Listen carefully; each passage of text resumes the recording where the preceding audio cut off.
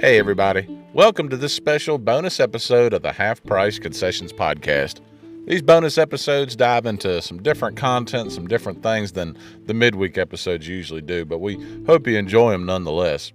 If you want to, be sure to hit the subscribe button if you're listening on Apple Podcasts, Spotify, Stitcher, TuneIn, on a podcast app. Hit the subscribe button. That way you'll never miss when we put out these new episodes. Also, you can follow us on YouTube. If you search for the Half Price Concessions podcast, you can hit the subscribe button and it'll pop up in your news feed when we put out a new episode on our YouTube page as well. This episode is one that was honestly inspired by one of the people I'm a biggest fan of in the world of journalism and sports, Mr. Marty Smith. Marty Smith is a journalist up at ESPN. He covers NASCAR, he covers college football, college basketball. He covers quite a bit of things. He actually used to work for NASCAR.com, but Marty, on his podcast, Marty Smith's America, did a whole episode trying to rank George Strait songs. George Strait, the king of country. And he had all these people chiming in, and it was so awesome just to hear the connection that country music can make with people. Sometimes you think I'm the only one, and there's actually a ton of people that have that connection. Well, I like that episode, and I love George Strait. George Strait is the king of country music. I don't care what Garth Brooks claims or says. But to me, I got to thinking, well, who's my favorite country artist of all time? It's Randy Travis. Randy Travis will always be my favorite music artist of any kind. So I got to thinking, I wanted to do a podcast on Randy and just what his music has meant to me, but I couldn't do it by myself. And I was sitting there thinking, who can I get to have a conversation about this fanhood? I could think of nobody better than my mother, Miss Teresa Davis, who is a Randy Travis fan herself and actually has a pretty cool story that might explain why I am a Randy Travis fan. So sit back and relax. Me and Mama going to sit down and talk this one out. This one's going to be fun. Special bonus episode of the Half Price Concessions podcast. My Mama and Randy Travis are coming up on the other side of this break. This episode of the Half Price Concessions podcast is brought to you with support from Performance Center Racing Warehouse. In addition to being the home of the PRW chassis, Performance Center offers in-house setups and consulting, plus suspension and chassis pull-down analysis, along with their fabrication shop that can re-clip your race car with the fastest turnaround in the industry. Give Roger Johnson and the Performance Center team the chance to earn your racing business by calling them today at 704-838-1400 or visit them online at performancecenter.com. That's PERFORMANCENTER.com.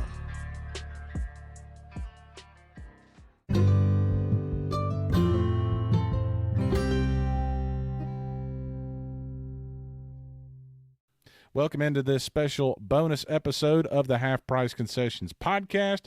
I'm Tyler Williams. I am joined, I think it's actually the first time I've had a family member crossover on this episode, so this will determine whether more family members get interviewed or if you're the last one that happens. But my mom, Teresa Davis, joins us on today's episode. Hey, Mom. Hey, good afternoon. Good afternoon. Mom claims she's been listening to episodes. I don't know how much I believe her, but she says she's been listening, so we'll figure that part out. But the reason for today's show got inspired by another podcast that was talking about, they were trying to figure out what was George Strait's, greatest song and whatnot. And I love George Strait, but my favorite singer is Randy Travis. And there's a pretty cool story that goes along with why there's a theory that you have, Mom, about why I'm even a Randy Travis fan at all. Oh, yeah. And it's your fault. It is my fault. You're completely to blame. So just for context, I was born in August of 1988. So I was born kind of right in Randy Travis's kind of heyday, if you will. He had already had a few albums come out in 86 and 87, and he's kind of rolling. Some of the big hits are coming out, and I'll let you pick it up from there, Mom. Tell the story. Let's go back to when you told me you really were interested in Randy Travis, and you were listening to autobiography and how you had really loved his music since you had started listening to it. So at that point, a light bulb went off, and I said, "Wow." In 1988, you were born in August, but on May 13, myself and your Aunt Lisa went to a concert. Randy Travis. It was called the Marlboro Country Music Tour. And Cigarettes they would never get away with sponsoring that nowadays. No, now no, it's no. totally against the law. It's against the law.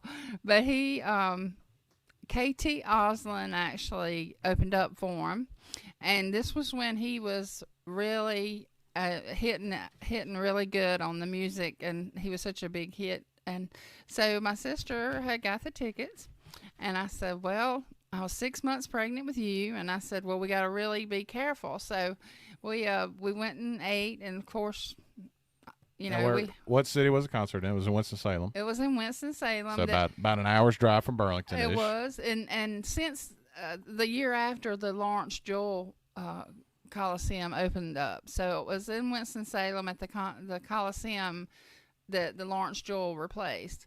But anyway, so we had our dinner, and of course, when Randy come on, I'm kind of old school as far as the singers I like, because he was just plain and simple.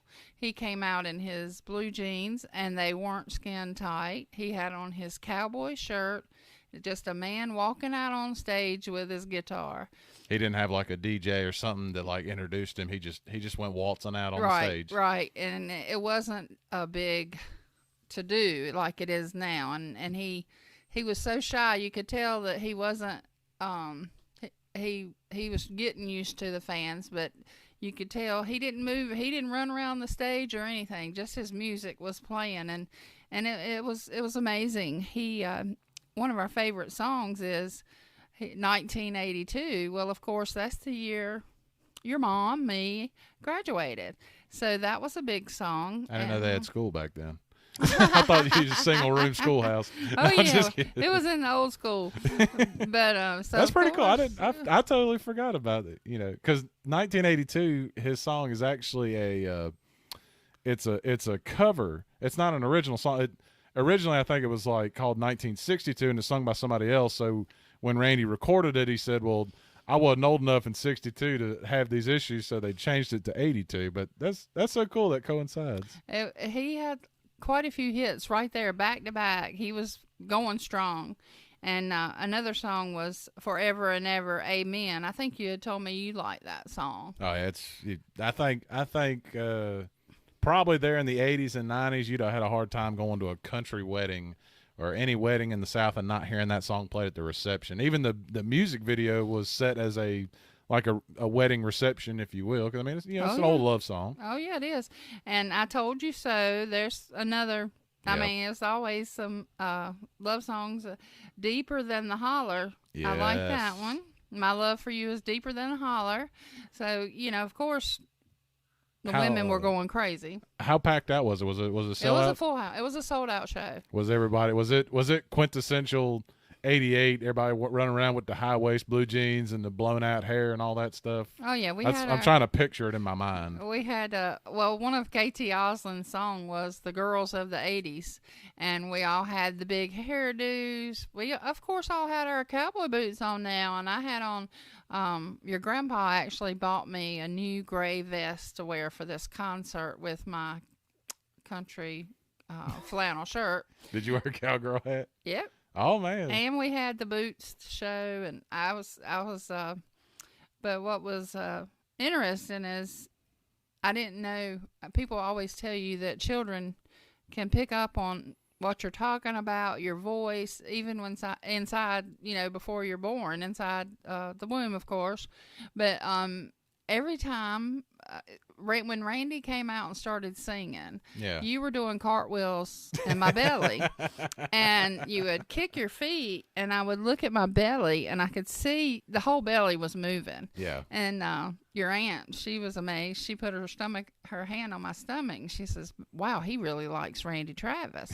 And so, when they would stop and talk, but you were definitely every song he sang. I knew you were going to like him because he was very good, and you were Yeah. very active when he sang. So it was nice. He another song that was really good was "Digging Up Bones." Oh Yeah, yeah. I'm just sitting alone, digging up digging up bones. Man, bones. that's see, Randy. Okay, here's another thing from the concert. Was smoking allowed in the arena? Yep. I'm about to say it's 1988. Yeah. This is before the smoking sections got took out of restaurants and stuff. Well, it was more than tobacco too. So it was, you know, back then, you know, they were, of course, Just a drinking different time. different time, and which it was nice because you saw it's not the new hillbilly rock. It's you go to hear a real country singer, and that's what he was. I mean, he had a voice that no one else could compare to. How high up were your seats? Oh, Were we you on the were. floor or were you pretty high up in the nosebleeds? No, we definitely were not in the nosebleeds. We were the first section up from the floor, so we had very good. We were on the lower level, and so we had very good seats. And you know, one thing about him is he got so famous so fast, and then he started fading off into the issues he was having, Yeah. and it seems like he went for a long time without a song, and then he started going gospel. And one of the first songs that he recorded was "The Three Wooden Crosses," which is a beautiful song, and it's played at quite a few funerals I've been to, and Yeah. it's a good song, good meaning behind the three wooden crosses. So I was just looking at just his discography, if you will. For those of you who don't know what that means, that's all the albums he put out, and that first one, Storms of Life, which I actually got for Christmas this past year.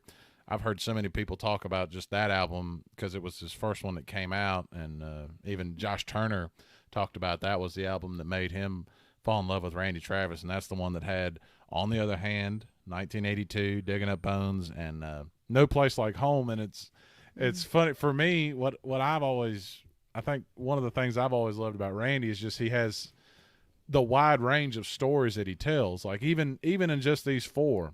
On the Other Hand is a guy who's right on the verge of cheating on his wife, and he's getting reminded, oh wait, no, I'm married, I can't do that. 1982, he's talking about a heartache that he had in 1982. Digging Up Bones, I'm trying to think of the proper context to put Digging Up Bones in. It sounds like he was like he's digging up stuff from the past because his wife's done left him. Yeah, digging up memories. Yeah, and then No Place Like Home, he's a guy who's it sounds like he got kicked out of the house. I mean, he could tell some stories, man. Well, he could. Each song told a story, and it was he gave it his all, and I really admired him for not being this flashy. He was never this flashy kind of guy. He had his guitar, and he didn't switch guitars 10 times. He had the same guitar, and it didn't matter to anybody that he wasn't running around the stage, jumping up and down, and everybody enjoyed it. We were all singing along. I mean, the fun thing is when they stop singing and you're singing for them, and the whole Coliseum is singing every word to his song. It was just amazing. So there was a thing that came up in the audio book of Randy Travis's like memoirs, if you will. It's read by Rory Feek from Joey and Rory, and I don't know if it's actually in the book or if it's just Rory's commentary, but he talked about how when Randy came up in the 80s, in the mid to late 80s, there was a big move in country music where these guys were starting to kind of cross over a little more poppy sound, and everybody talks about how Randy Travis was kind of someone that came along and brought country music back a little bit more to its traditional roots, if you will, because like I hear songs like Looking for Love in All the Wrong Places and 10 million other songs, but that's just one that comes to mind where it's a country song, but you could tell the sound of it could cross over and stuff. So you were around back then. I wasn't. Did you kind of notice country music trying to trend a little bit toward like a poppy sound from the old traditional Hank and all that stuff? Yeah, I think the end of the 80s, it seemed like that's when it really got going. Probably, I guess, the early 1990 and on is when the hillbilly rock is what I like to say, because then you got all this. It doesn't even sound like country music some these days. So if it's a oldie but goldie, I listen to them, but I'm not into much of modern sound. the new modern stuff. Was Randy your favorite, or did you have another favorite from that time? Randy was my favorite just because of 1982. Okay. And but Vince Gill was another one. I went to see him too, and he was very good too. So Vince Gill kind of stayed in that country realm too. But I don't think he puts out any music anymore. But Vince? Yeah. You know what's funny? I didn't think he did either, because he's kind of he's getting up there. I think he's in his 60s. He put out an album this past year called Okie, and I downloaded it with my Christmas money on iTunes, and it's all new stuff, and it's amazing. And he hadn't changed a bit. His look might have changed a little bit, but he could still get it. And that's unfortunately something we'll probably never get with Randy after he had his stroke and stuff. He'll probably never get to sing again, but is another one of those things that amazed me about him was him coming back to the gospel. Was you just don't see people do that now. You're starting to see like Alan Jackson's done it and a few of the others. You're but right. I thought that was kind of cool, because he said in the book he would still play. He was always going to have to keep playing the hits, but he would do the gospel songs in there as well. And the tone of his voice is another thing. Like that just he had such a unique voice. Oh, he did. It was like no other. Nobody could imitate him at all. Because I know, who is it? Josh Turner. The guy with the deep voice. He has a deep voice, yeah. But Randy had his own voice. Nobody could mimic that for sure. But he was awesome. He was awesome. He would. He didn't do a lot of fancy stuff, and I liked that. He just came there to sing and entertain the folks, and he was very grateful to everybody that came to see him. And it definitely was a great show. It was no nonsense. It was some country folk there, and they're the best. They were the best people I've ever seen at a concert. I mean, there's nothing like going to see a concert and everybody around you, they're country. They're kind of, they all got that Southern mentality where, they're pretty cool to each other, you know. Here's one thing I wanted to ask you about. So just looking on his Wikipedia page, Randy did a lot of television stuff. Like, I'm looking at some of these shows that he would make appearances in: Matlock, Wind in the Wire, Texas, he was on an episode of Touched by an Angel. Actually, he was on 5 episodes of Touched by an Angel. Oh, yeah. Frasier. I remember him from Hey Arnold, which was a Nickelodeon cartoon. And then down in the movie section, Outlaws, At Risk, Frank and Jesse. There's a children's movie in here that I watched with my nieces, Annabelle's Wish. Like, I never realized how much TV and music, movie stuff he really did. I always just thought of him as a singer. Do you remember any of that stuff? I don't remember hardly anything. I do remember seeing him on the few shows that I did catch, but I was mainly listening to him on the radio and blasting it out riding down the road. I enjoyed it, and he was a good guy. Oh yeah. Did you ever have like a single favorite of his, or did you just like the whole catalog?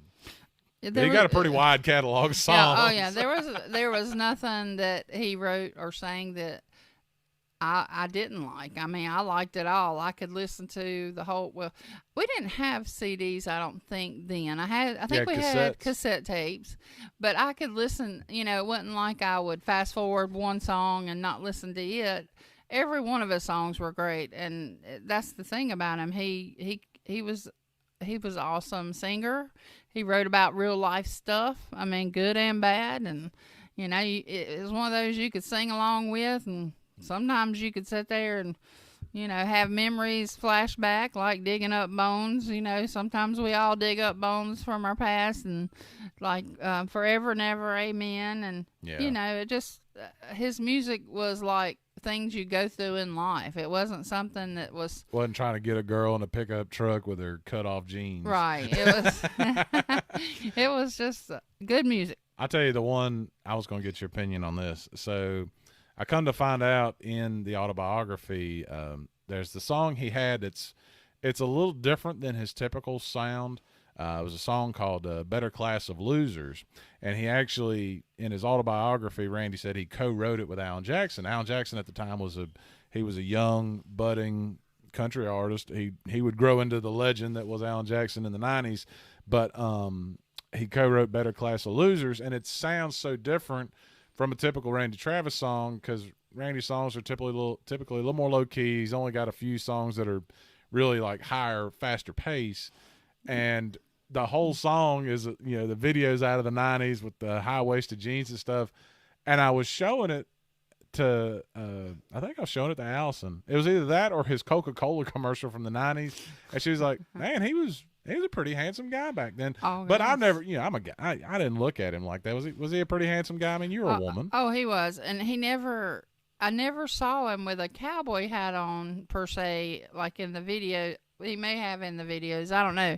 But he had his hair was in that place. swooped hair. Yeah, every piece of hair was in place. And, the women, of course, were screaming. And I was just trying to calm you down. And you were excited. So when you told me you thought you really liked him, you had been listening to his stuff, I said, well, you know where that came from, because I'll never forget seeing Randy Travis was the only concert I went to while I was pregnant. And so it brought back some good memories because he sang really good music.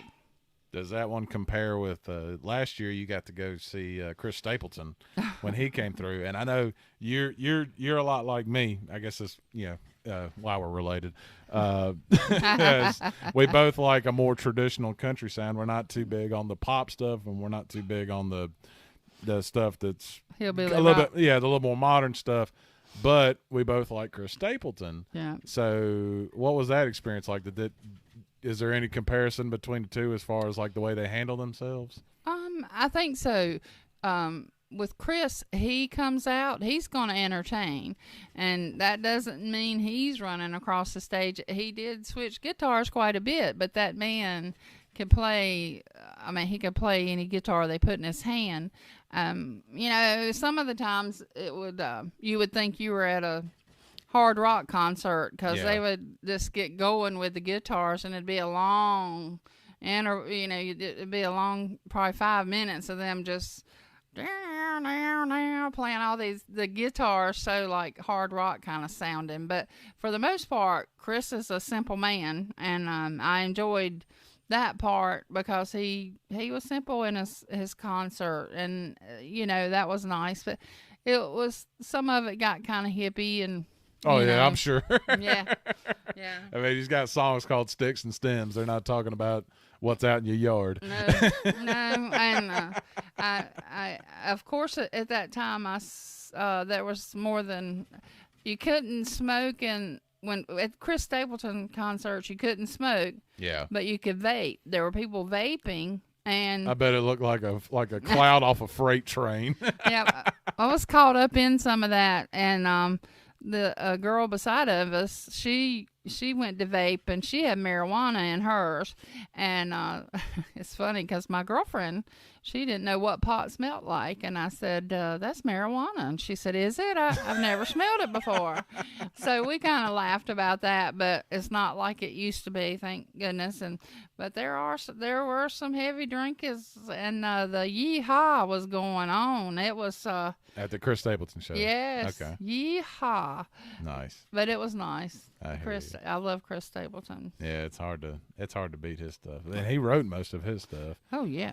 Randy, I come to find out he wrote some of his stuff, but he had a group of people that were writing for him that That's were right. just, they were cranking out so many hits. So I try not to hold it against Randy too much, because how do you turn down a good song like Forever and Ever Amen and some of these other ones? Oh, you're right. You're right. He did. I know he didn't write as many of his songs as, I once thought, but he, for people that wrote for him, they knew he would be the one to sing the song and make it a top hit. One of the other things that kind of intrigued me about Randy was there was a period where he kind of came under some scrutiny or some controversy. Someone in some tabloid tried to say that they thought he was gay or something like that, and at that time, I think he was very afraid, or his people were very afraid that was going to like hurt his reputation in country music and stuff. And when I read his autobiography, I kind of just thought to myself, I was like, well, he probably didn't have time to date, because like you said, he got famous so fast that, and he was touring like crazy. That's why he kind of went on that hiatus. He said, I just kind of burned myself out. Yeah. Whereas some of these other people, like it seems like it stretches out over a long period of time. Randy, when he came in, it was just like bang, bang, bang, bang, bang. Back to back. And who else was going in the 80s?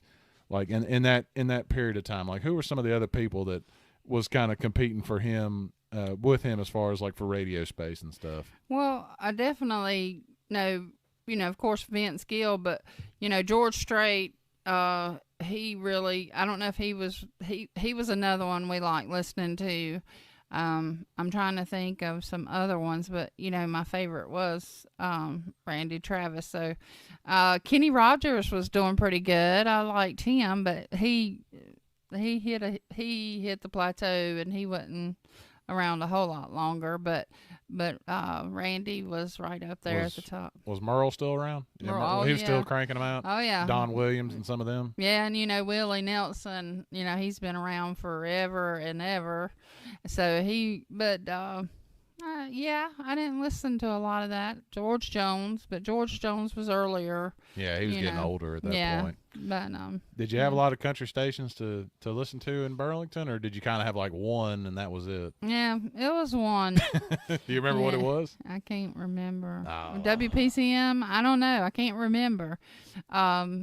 It was one station that everybody listened to, that were country fans, and a large majority were. In high school, they were country fans, but there were also other, like, hip-hop, so to say.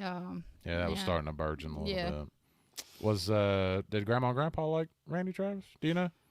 Or they were probably more Elvis fans. They were Elvis. Yeah, straight that's up where Elvis. your Elvis fanhood comes from, because you love Elvis. Yeah, they were big Conway Twitty fans and Dolly Parton, and they liked, the old school, more old school than Randy Travis, but they would listen to it for sure. So it was, but yeah, they were really into that. Oh, Freddie Fender was a big one they liked too. I've literally never heard of Freddie Fender. Oh yeah, showing my age. Well, you got to look him up. He had a few hits, and but he was really good. Yeah. It was some really good singers back then. That's pretty good stuff right there. Yep. Way different sound for sure. Oh, I'm trying to think. I don't know if I ever. I was thinking to myself when I tried to burn you with the question of favorite Randy Travis song, and mine is actually is one that probably you wouldn't expect. Have you ever heard him sing "Oscar the Angel"? No, Well, actually, I sent it. I think I sent it to you. I might have sent it to you. You didn't send it to me. So this is a song. For those of you that have never heard it, definitely encourage you to go check it out. It's on YouTube. I don't think you'll find it on an album. It's a song that Randy sung about a homeless guy. It's the weirdest dynamic. When you listen to the lyrics, it's about a homeless guy who's obviously he's a little not right in the head, and he walks around like talking to people in town and stuff. And it's so weird because it's such a weird subject matter, or just a different subject matter. Mm-hmm. But it's Randy Travis, so I'd probably listen to him sing about anything. Oh, and, yeah. So I definitely encourage y'all to check that one out. That one's called Oscar the Angel by Randy Travis. Yeah, it was really sad, though, for him he reached stardom so fast, and it was so overwhelming, and then you didn't hear anything about him, maybe a year or two, and then the bad stuff started creeping in, but he still could record. He was in a movie. I know I get joked about watching Hallmark movies, but he was in a Hallmark movie, and he played he was the owner of the general store with those old cash register rung up. But he was a fairly good actor. I like watching that show. That's the only one I watched him in a show actually, and they TV still show? play it. Yep, it was. Do you remember what it was called?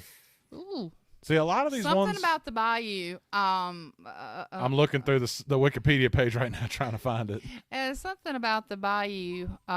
That's where the whole Christmas on the Bayou. He was That's Mr. Greenhall. Yes, he was. Wow. And he played such a good character that he would sell things that little old ladies made, and he would make out like he was selling them like crazy and pay these little old ladies, but their stuff wasn't actually selling in the general store.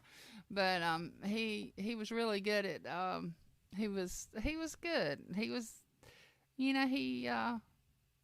played the part well. Just to look at some of his numbers, Randy Travis sold over 25 million records, won 7 Grammy Awards, Wow. 6 CMA Awards, 11 ACM. That's too many abbreviations. 11 ACM Awards, 10 AMA Awards, 8 Dove Awards. That's the Christian music. And I did not know this. He actually has a star on the Hollywood Walk of Fame. He was inducted into the Country Music Hall of Fame in 2016. Longtime member of the Grand Ole Opry. That was one thing that was in his book that was I thought was really cool. Now that was something we your grandparents and I would watch, the Grand Ole Opry. So I got to see. I mean, I watched them on TV at the Grand Ole Opry. Now my parents, they went in person to the Grand Ole Opry. So I don't know if they ever heard him in general, but yeah, the Grand Ole Opry was something big to go to and watch. Did you know he's actually from North Carolina? I did not know that. Yep, Marshville, North Carolina, which is right down there toward the South Carolina line. So he's actually from North Carolina. So that's pretty cool stuff right there. What I liked about him is he was himself. He didn't go out there talking everybody's head off. He come out there to sing, and he's kind of like your brother-in-law Blake. He can sing. Oh my gosh, he can sing. But to have a long conversation, he's shy. And I think it's awesome that he was there to sing and he sang. Yeah. People got their money's worth. Oh, without a doubt. It's something about the way a Randy Travis song's just the sound of it. You could tell as soon as his voice kind of fires up that you're about to hear something that's a little more traditional. You're not going to hear something that's too crazy. I think probably the thing I like about it is that it's something that I enjoy, but I know if I was in the room with someone that was in their 50s or 60s or 70s, they would probably still appreciate it too, just because it's still the more traditional sound. Whereas I got a feeling if I tried to play Luke Combs around older people, they'd probably be like, immediately just turned off. Oh, yeah, they'll tell you to turn that off. But the good thing about Randy Travis, he was just his music was such big hits that, if you rode around listening to his songs, you knew every word. So you and your friends would ride in the car with the radio wide open singing his songs, and you knew every word. It was just that's how much people listened to him. He was You epic. said that was the cassette days. You didn't have you didn't have any 33s of him, did you? No. Oh, okay. No. That was too much money. No, too much money. Just the cassette tapes, and listening to the radio on a Saturday night, or just riding in the car listening to the radio. You could hear him singing. So that's how we did it, and it was nice. I will always admire him. Gotcha. That's pretty cool stuff right there. I'm glad you shared that story about going to Winston-Salem and seeing him and whatnot. Did y'all see? Here's the other thing I just was kind of thinking about as it spun around in my head was, so you went there and you were pregnant. You didn't get the tailgate. You couldn't be sitting there, pounding them or taking shots. I mean, you might have, and that might explain why it took me 5 years to graduate college. But No. you couldn't go and get the party atmosphere of the parking lot because you had other responsibilities on your belly. Well, tailgating's come a long way. So was it a lot different back then? Back then it was different. Of course there were people that were tailgating, but what was nice was everybody was parking. The parking lot was, it cost money to park in. So, they had places you could park that didn't cost, but you don't have those these days. But all I was thinking about was, I'm pregnant. I want something with pickles before I see them. That was your craving. Yeah, we went to a hamburger joint, and we got our sandwiches and pickles. And, well, I got the pickles. I'm still a pickle freak. But I had that belly full, and you seemed like you were napping from the big meal. But I think you got woke up from Randy, and you didn't slow down that night. I remember being up most of the night because you were still dancing in there. Were there a lot of people dancing to his songs, or was it more just people just listening and singing along?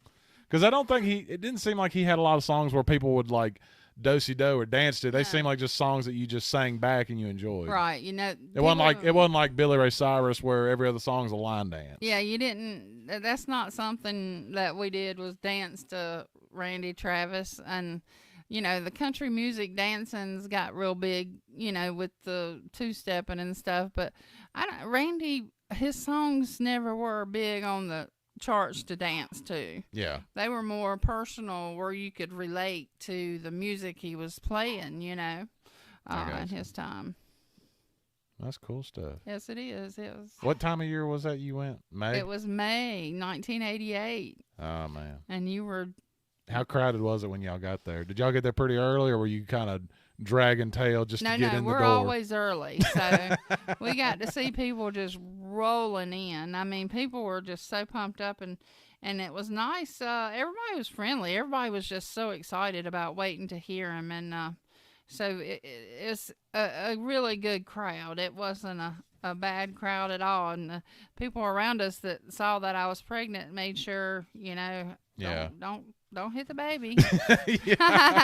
Now the opening guy, what did you say his name was again? Her name. KT Oslin. Okay, I'd never heard of her. Yeah, she didn't have that many hits, but I do remember her having the hit. We were the girls of the '80s, and of course it was all girls with big hair.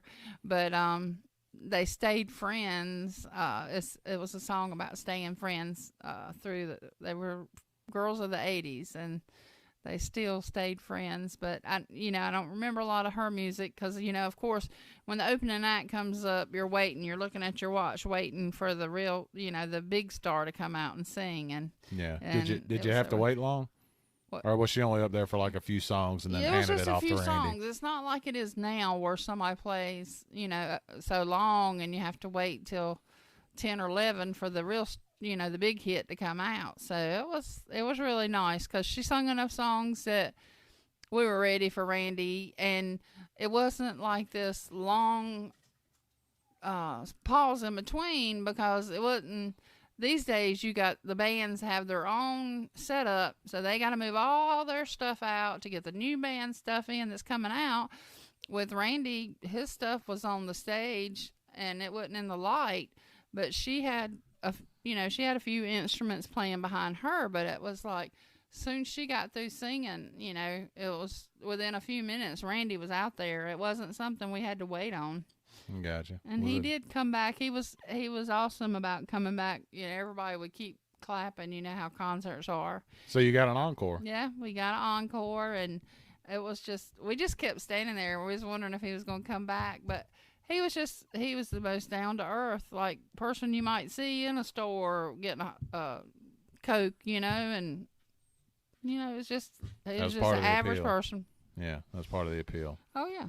Well, Mom, I think that's a good place to end it. I appreciate you sharing the story and sharing a little Randy Travis. Well, thank you. Appreciate that as always. Thank you for letting me be a part of this podcast, because I can talk, and I love Randy. Oh, I know you can Randy talk. Travis. So I hope the whole country music podcast takes off, as well as. I've already had a lot of people asking, like, can you send me the link, like Michael and a few other people and stuff. So I think they're wanting to know if you run off the rails with it. I think I did okay. I really was interested, because it really excited me when I didn't ever have to tell you I went to see Randy Travis. I had no reason. And for you to come out and say, Did you ever listen to Randy Travis? I've It's been like, listening. funny you I mentioned know. that. You're not gonna believe this, and so Yeah. you liked him. You've liked him since before you were born. So Heck yeah, I'll take it. yeah. So That's I've good enjoyed stuff. it. Well, thank you, Mom. I appreciate it. You're We can welcome. let your dogs back in their room now since they're trying to beat down the door. Thanks. Thank you for listening to yet another edition of the Half Price Concessions Podcast. Be sure to subscribe to our podcast on Apple Podcast, Spotify, Stitcher, TuneIn, Overcast, Himalaya, Castro, whatever podcast app you're using. Please hit the subscribe button. If there's a section to leave us a rating and review, please leave us a good one. It would really help us out a ton. Also, if you're listening on our YouTube page, hit the subscribe button there. That way, you'll get notified every time we put out new episodes. Also, you can email the show. The email address is halfpricedconcessionspodcast@gmail.com. You can email us questions, concerns, ideas for future episodes, anything and everything. We'll definitely respond to it, and we just appreciate you listening. Also, if you have friends or family who want to listen but don't want to go to YouTube and don't have a podcast app, you can listen to every episode on our website. That's www.anchor.fm/HPC podcast. Thank you for listening. My name is Tyler Williams, and I hope that you have a great day.